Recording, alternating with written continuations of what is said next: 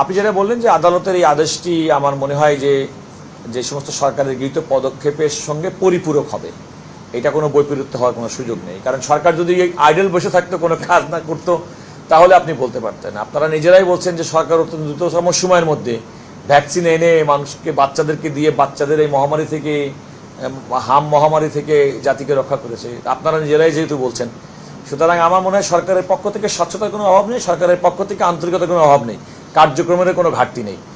যে কারণে রাষ্ট্রের পক্ষ থেকে তাৎক্ষণিকভাবে আমি মাননীয় মন্ত্রী এবং স্বাস্থ্য বিভাগের সচিবের সঙ্গে কথা বলেছি। হাম সংক্রান্ত বিষয়ে তদন্ত চেয়ে সুপ্রিম কোর্টের হাইকোর্ট বিভাগের একটি বেঞ্চে দুটি রিট পিটিশনে তদন্ত কমিটি চেয়ে এবং আমাদের হাম প্রতিরোধের ক্ষেত্রে একটা 10 সদস্য বিশিষ্ট কমিটি গঠন চেয়ে দুটি রিট পিটিশন দায়ের করা হয়েছে। এই দুটি রিট পিটিশনে যে আদেশ দিয়েছে সেটা আমি পরে বলছি, তবে এবং এই বিষয়ে সরকারের গৃহীত যে পদক্ষেপ সে সম্পর্কে আমি জানার চেষ্টা করেছি এবং আমি আপনাদের সঙ্গে সে কথা শেয়ার করতে চাই। বর্তমান সরকার গঠন করার পরপরই আসলে পূর্বে দেখা গেল যে আসলে হামের টিকা যে প্রয়োজন মাফিক সেগুলো সংগ্রহ করা হয়নি।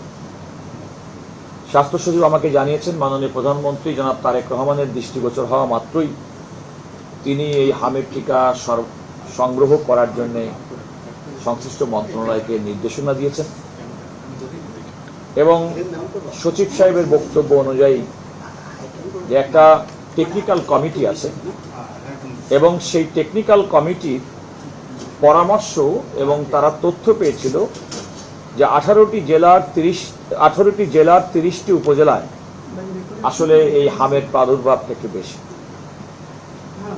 তাৎক্ষণিকভাবে এই সমস্ত বিষয়গুলো, এই জেলাগুলো এবং উপজেলাগুলোকে আইডেন্টিফাই করে ভ্যাকসিন তো রাতারাতি সংগ্রহ করা যায় না, কিন্তু সরকার বিষয়ের গুরুত্ব বিবেচনা করে প্রচলিত পদ্ধতিতে দরপত্র আহ্বান না করে সরাসরি গ্যাবি ইউরোপ ভিত্তিক তাদের মাধ্যমে সরাসরি 600 কোটি টাকা ব্যয়ে ইউনিসেফের সহায়তায় হামের টিকা সংগ্রহ করেছে এবং 5 এপ্রিল 18টি জেলার অন্তর্গত এবং জেলা সদর সহ 30টি উপজেলায় হামের প্রথম ডোজ তারা দিয়েছেন এবং পরবর্তীতে 12 তারিখে ঢাকা, দুটি সিটি কর্পোরেশন উত্তর এবং দক্ষিণ, বরিশাল এবং ময়মনসিংহেও দ্বিতীয়বার হামের টিকা প্রদান করা হয়েছে এবং সরকারের সর্বশেষ যে তথ্য অনুযায়ী তিনি আমাকে যেটা বলেছেন, এই হামের টিকাগুলো দেওয়ার পরিপ্রেক্ষিতে যে ডেভেলপমেন্ট হয়েছে শিশুদের মধ্যে তার পরিমাণ প্রায় 95% উপরে। এবং উনি বলেছেন যে আসলে হামের যে টিকার যে উপসর্গ, হামের উপসর্গ থাকে মাত্র 4 দিন, কিন্তু হামের উপসর্গ থেকে অন্য ভেরিয়েশন, নানা রকম নিউমোনিয়ায় শিশুরা আক্রান্ত হচ্ছেন। সে বিষয়টি বিবেচনায় নিয়ে মন্ত্রণালয়ের পক্ষ থেকে, সরকারের পক্ষ থেকে যেমন টেকনিক্যাল কমিটির সুপারিশ মোতাবেক তারা কাজ করছেন, এর বাইরেও শিশুদের বিষয়ে 10 জন বাংলাদেশের প্রখ্যাত শিশু বিশেষজ্ঞকে নিয়ে স্বাস্থ্যমন্ত্রী, প্রতিমন্ত্রী, সচিব সহ তাদের পরামর্শ গ্রহণ করেছেন যে শিশুদের সুরক্ষার জন্য আর কি করার প্রয়োজনীয়। আমাকে সরকারের পক্ষ থেকে সচিব সাহেব জানিয়েছেন যে ইউনিসেফ, ওয়ার্ল্ড হেলথ অর্গানাইজেশন, গ্যাবি এবং অন্যান্য আন্তর্জাতিক সংস্থার সঙ্গে শুধুমাত্র দেশীয় টেকনিক্যাল কমিটি না, আন্তর্জাতিক বিশেষজ্ঞদের পরামর্শ মোতাবেক সরকার হামের প্রাদুর্ভাব যেটা হয়েছে সেটাকে কমিয়ে আনা, নির্মূল করা এবং ভবিষ্যতের ক্ষেত্রে ধরনের কোনো পরিস্থিতি তৈরি না হয়, অন্তত কোনো টিকা সংকটের কারণে, সে ব্যাপারে সরকার প্রয়োজনীয় ব্যবস্থা গ্রহণ করেছেন। সরকারের পক্ষ থেকে সচিব সাহেব আমাকে আরও জানিয়েছেন যে শিশু বিশেষজ্ঞদের যে দলটি সঙ্গে ওনারা বৈঠক করেছেন এবং তাদের সঙ্গে তারা কনস্ট্যান্ট যোগাযোগ রাখছেন এবং এই পর্যন্ত হামের প্রাদুর্ভাবের যে হয়েছিল এবং তার যে প্রকোপ, তা থেকে তারা 95% পর্যন্ত সফলতা অর্জন করতে পেরেছেন এটি নিয়ন্ত্রণ করার ক্ষেত্রে। এখানে দুইটি বিষয় আপনারা জানেন যে রিট পিটিশন যেটি করা হয়েছিল সুপ্রিম কোর্টের একজন আইনজীবী ব্যারিস্টার এম আশরাফুল ইসলাম, তিনি একটি রিট পিটিশন করে বলেছেন যে কেন আমাদের দেশে যে একটি আইন আছে কমিশন অফ ইনকোয়ারি অ্যাক্ট, সেই তার ধারা 3 অনুযায়ী কেন একটা কমিশন গঠন করা হবে না, এই মর্মে তিনি একটা রুল চেয়েছেন। তিনি যদিও এই মামলার প্রেয়ারে পূর্ববর্তী সরকার প্রধানের নাম উল্লেখ করে রুল চেয়েছিলেন, কিন্তু পরবর্তীতে তিনি সেখান থেকে সরে এসে শুধু এটুকু পর্যন্ত রুল ইস্যু করেছেন।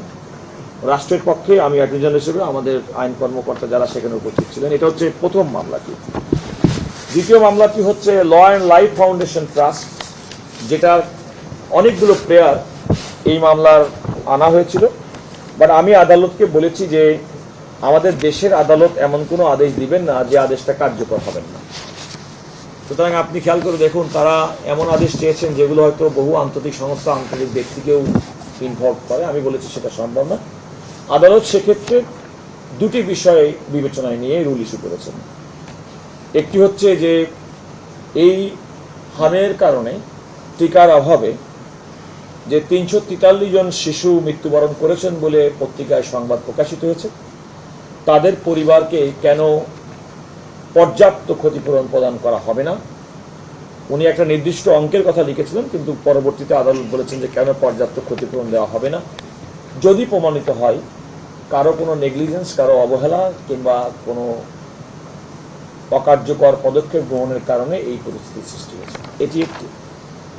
দ্বিতীয়ত হচ্ছে তিনি আমাদের দেশে আরেকটি আইন আছে 2018 সালের সংক্রামক ব্যাধি আইন, সেই আইন অনুযায়ী কেন এই ধরনের হাম সহ অন্যান্য যে সমস্ত শিশুদের জন্য রোগ হয়ে থাকে এবং সে সমস্ত রোগগুলো প্রতিরোধের জন্য কেন কার্যকরী পদক্ষেপ গ্রহণ করা হবে না, এই মর্মে সরকারের কাছে রুল জারি করেছেন। ওনারা একটা অন্তর্বর্তীকালীন আদেশ চেয়েছেন এবং সরকারের পক্ষ থেকে আমি অ্যাটর্নি জেনারেল হিসেবে রাষ্ট্রের পক্ষ থেকে বলেছি যে সরকারের গৃহীত কার্যক্রম সম্পর্কে আদালতকে আমাদের রিপোর্ট দিতে কোনো বাধা নেই এবং আমরা সেটা দেব। এবং আমি নিজের স্বপ্রণোদিত সেটা বলেছি যে এই পর্যন্ত সরকারের গৃহীত কার্যক্রম সম্পর্কিত একটি প্রতিবেদন ওনারা আদালত চেয়েছেন। এবং আপনারা লক্ষ্য করে দেখবেন যে আদালতের আদেশের পরপরই আমি স্বাস্থ্য সচিবের সঙ্গে জনাব কামরুজ্জামানের সঙ্গে কথা বলেছি এবং তিনি আমাকে যে বিস্তারিত বলেছেন সরকারের গৃহীত পদক্ষেপ, বিশেষ করে মাননীয় প্রধানমন্ত্রীর এটি প্রথম যখন দেখলেন রাষ্ট্র ক্ষমতা নেওয়ার পরপরই, তখন থেকে তার নির্দেশে স্বাস্থ্য মন্ত্রণালয় তারা একটি পদক্ষেপ গ্রহণ করেছেন। তারা ইউনিসেফ, ওয়ার্ল্ড হেলথ অর্গানাইজেশন, দেশীয় বিশেষজ্ঞ তাদের সঙ্গে নিয়মিত যোগাযোগ রাখছেন, তাদের পরামর্শ শুনছেন এবং ডাইরেক্ট প্রকিউরমেন্ট পদ্ধতিতে, অর্থাৎ প্রচলিত ধারা যে দরপত্রের বাইরে গিয়ে সরাসরি 600 কোটি টাকার ভ্যাকসিন সংগ্রহ করেছেন, যেটি ব্যবহার শুরু হয়েছে এবং তার ফলাফলও আমরা সরকারের পক্ষ থেকে, রাষ্ট্রের পক্ষ থেকে পাওয়া শুরু হয়েছে। তো আমরা সেটাতে আমি বলেছি যে আমাদের পক্ষ থেকে গৃহীত যে পদক্ষেপ কি করেছে সেগুলো আদালতের কাছে কমপ্লেন্স আকারে দিতে আমাদের তো কোনো বাধা নেই। এবং আমি মনে করি যে আদালত যে রুলগুলো ইস্যু করেছেন সেগুলো আমরা সময়ে জবাব দিব।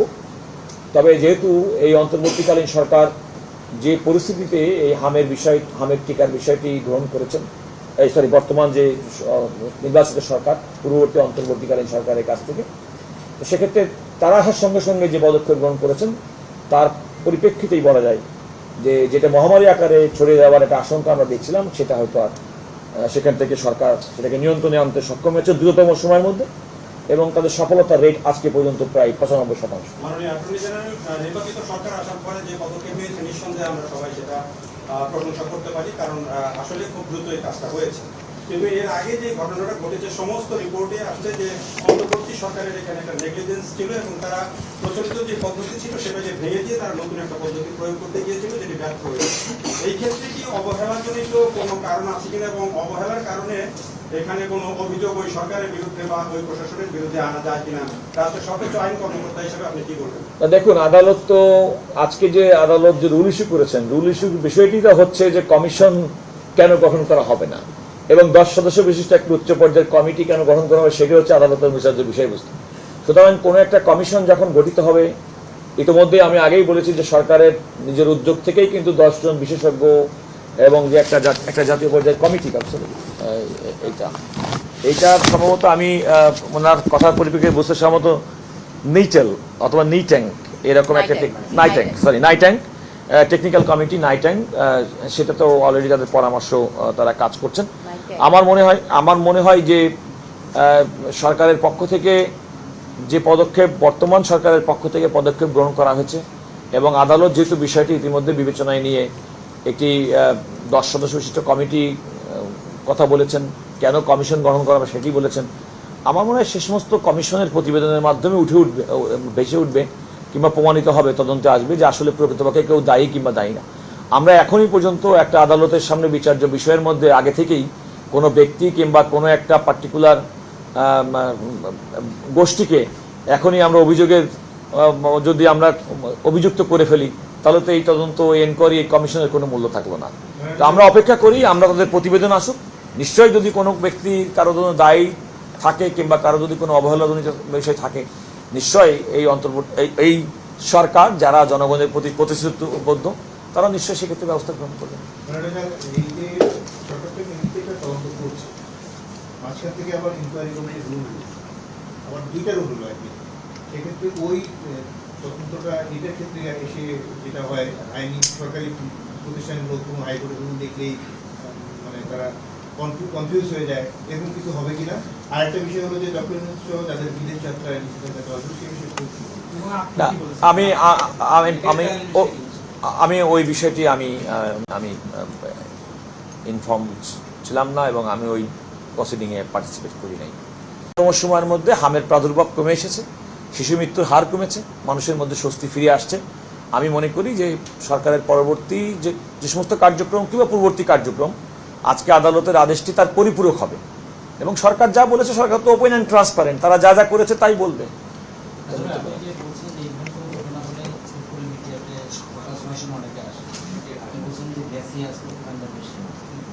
হ্যাঁ, এটা আমি বলতে চেয়েছি এই কারণে যে আমাদের রাষ্ট্র পরিচালনার ক্ষেত্রে, কাজ করার ক্ষেত্রে আমরা একটা টেন্ডেন্সি লক্ষ্য করছি যে কোনো বিষয়ের উপরে আদালতে, যেমন আমি আজকে সত্যি কথা বলতে কি আপনাদের সাথে কথা বলার অর্থ হচ্ছে মানুষ যেন প্রকৃতপক্ষে সঠিক তথ্যটা যায়। দুর্ভাগ্যজনকভাবে যে কেউ একটা মিডিয়াতে কোনো একটা কোর্টে কোনো একটা মামলা করলে সেই মামলার বিষয়বস্তু সম্পর্কে মিডিয়াতে এমন বেশি প্রচার প্রচারণা করে। আর আমাদের সুপ্রিম কোর্টের রায়ের সিদ্ধান্ত আছে যে জনস্বার্থে যখন মামলা করবে প্রকৃত জনস্বার্থ বিবেচনা করতে হবে, আপনার পাবলিসিটির জন্য জনস্বার্থ মামলা করা যাবে না। তো আমরা এই 2-1টা উদাহরণের কথা বলেছি, আপনারা লক্ষ্য করেছেন, কমপক্ষে পার্টিকুলার একটা মামলার কথা আমি উল্লেখ করেছি যেখানে আমাকে কোর্ট করে এমনভাবে বলা হয়েছে সেটার অন্য কোনো উদ্দেশ্য ছিল না। এর উদ্দেশ্য ছিল একটা প্রোপাগান্ডা মেশিন, নিজের প্রচারণার জন্য, আত্মপ্রচারণার জন্য। সুতরাং আত্মপ্রচারণার জন্য যারা জনস্বার্থকে ঢাল হিসেবে ব্যবহার করবেন, আমার বিরোধিতা ছিল তাদের বিরুদ্ধে। যারা প্রকৃতপক্ষে জনগণের জন্য, জনকল্যাণের জন্য জনস্বার্থে মামলা নিয়ে আসবেন, তাদেরকে আমরা ওয়েলকাম করব। কিন্তু জনস্বার্থ মামলার নামে যারা প্রোপাগান্ডা মেশিন, নিজের প্রচারণার জন্য, নিজের ব্যক্তি এবং সংগঠনের প্রচারণার জন্য, প্রসারণার জন্য যারা কাজ করবেন, তাদের বিরুদ্ধে আমাদের প্রতিবাদ থাকবেই সবসময়।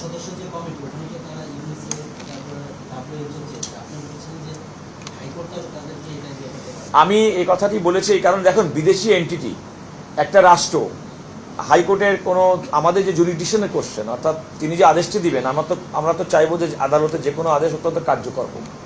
তো আপনি একটা ফরেন এন্টিটির উপর বাংলাদেশের কোনো আদালত এভাবে তাদেরকে নির্দেশনা দিতে পারেন কিনা যে আপনি দেশের মধ্যে, এই দেশের মধ্যে এই কাজটি করবেন, আপনি সেখানে অন্তর্ভুক্ত হন। আমার বক্তব্যটা ছিল ওখানে রাষ্ট্র একটা প্রতিষ্ঠানের কাজ চাইতে পারে। যেমন আমি আগেই বলেছি যে সরকার কাজ করছে।